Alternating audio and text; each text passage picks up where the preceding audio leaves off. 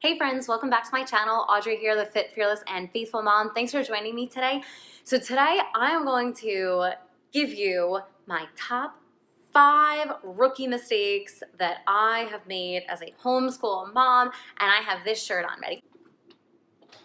Got married. So the reason why I have my got married shirt on is because we are now finishing our 2nd year of homeschooling, and it took probably halfway through last school year to realize how much I needed Mary and Joseph in my life while homeschooling. So homeschooling has taught me a whole lot about myself. First, I have a lot more patience than I thought I ever did, and I think being a teacher prior to this really helped out with that. Because it taught me a patience in a new kind of way. And then once coming home here, look, my kids they really are easy to homeschool. I'm the nutcase a lot of the times. I'll take full blame for that. Halfway through the school year, I kept getting nudged, and I've talked about this before, that your kids are not your own. And once you make that mental switch, it's like, whoa, like would I yell at a kid down the street how I'm yelling at my child right now who's not getting something, and they're probably not getting it because it's my fault. Now, that's the really cool thing about homeschooling, is that if your child isn't getting something, guess what? You can sit down with them and go over things. So anyway, that was a total sort of side note. I can go more into that, but anyway, I have my Got Mary shirt on because she is a huge part of every single day. So here is the first rookie mistake that I know I have made. The first thing is that I bought way too much in the beginning of our homeschool journey. So 2 years, Cody's shaking his head, yes.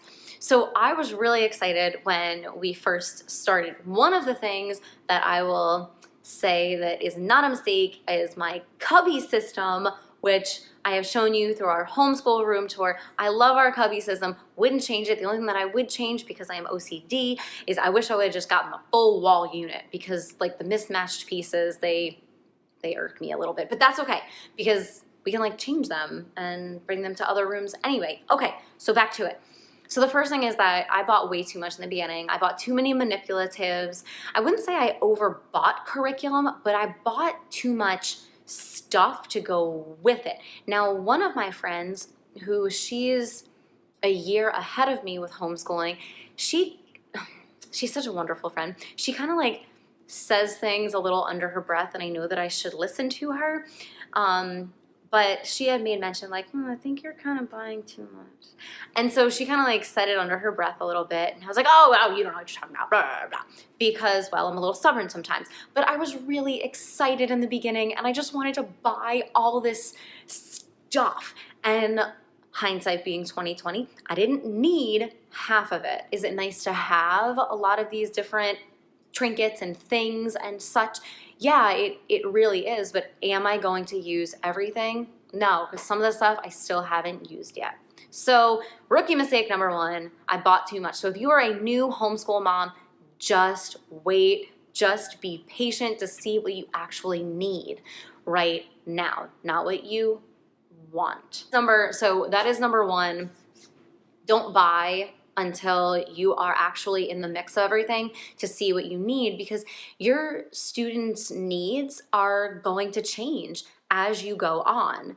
And so with that, your curriculum might change, and then your kids are going to, grow and progress. And as they progress, are they going to need what you bought? Number 2, I've mentioned this a lot, I'm really insecure. And so one of the things that I'm learning to just take a step back with is that the second rookie mistake is that I was too stressed in the beginning, because I felt like I needed to prove myself to people who it didn't even matter. Why was I trying to prove something to them, right? It didn't even make sense, okay? But for me, I'm always in competition with myself and with, other people around me, whether they realize it or not. But anyway, with homeschooling, this is a big deal. This is my child's education. And so when it came to schoolwork, I was a little crazy in the beginning. Kyler was doing schoolwork on Saturday.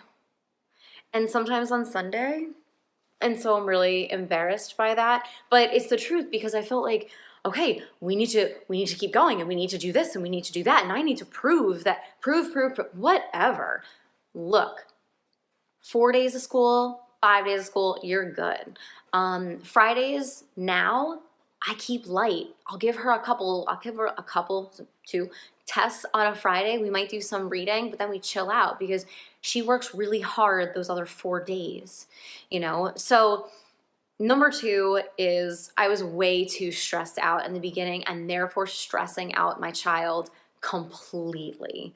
So if you're new, calm down. It will all work out. Number 3 goes kind of along with number 2 a little bit, of nothing ever being good enough. Is the science project that I'm doing with them good enough? Even though we built a human anatomy model and a whole plant system and stuff.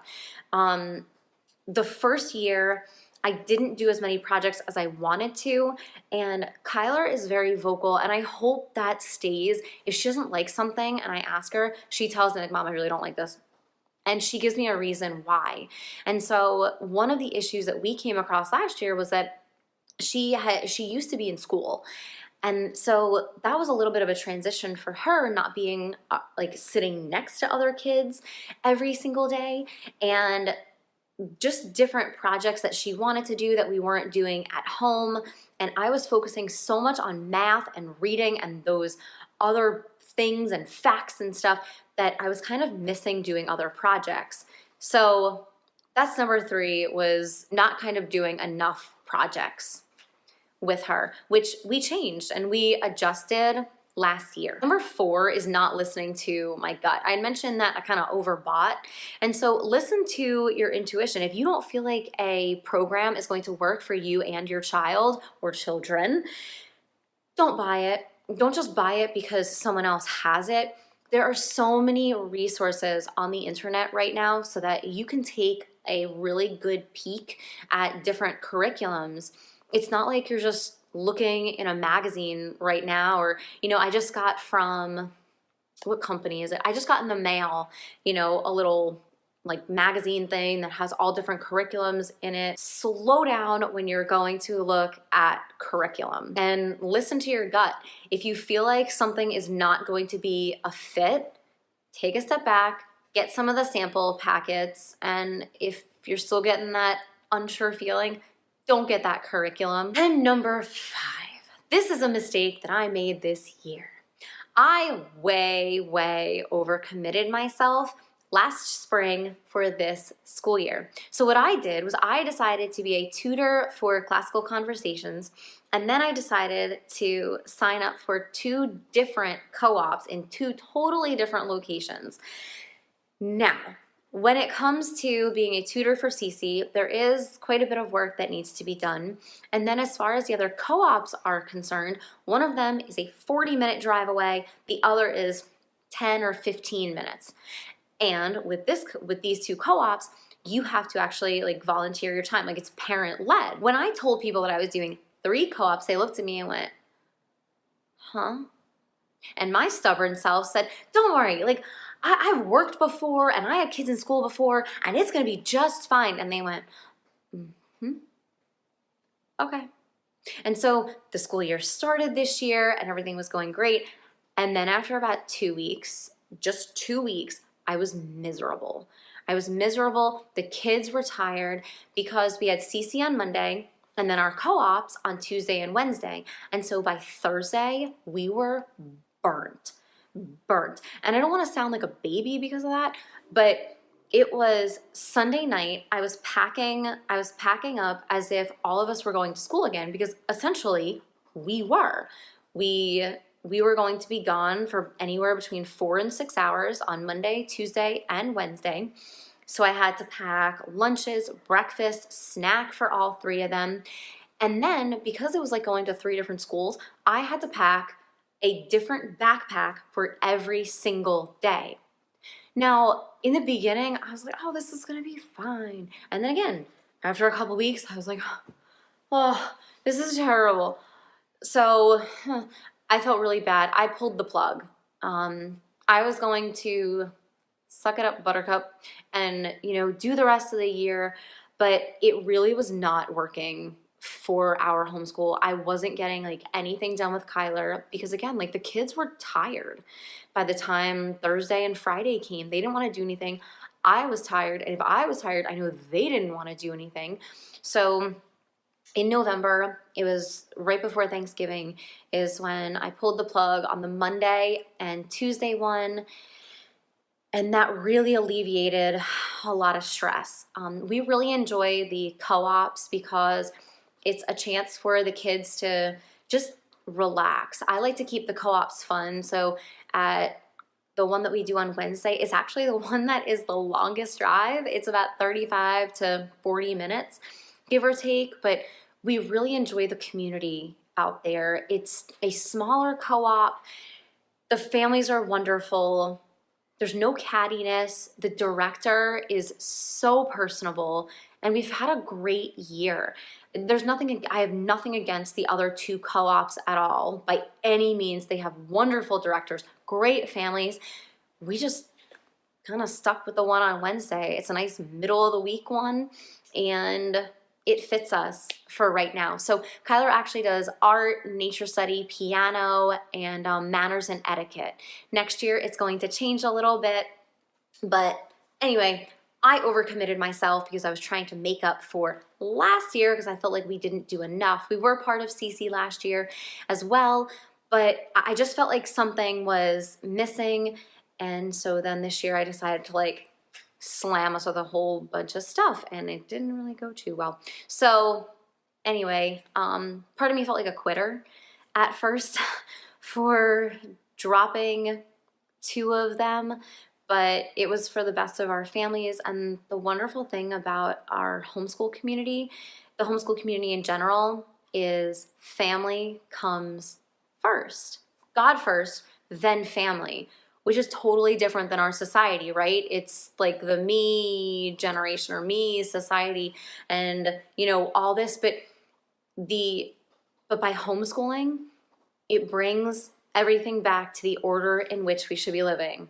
God, family, everything else. And so what was said to me was, Audrey, like we're bummed you're leaving, but God and family first.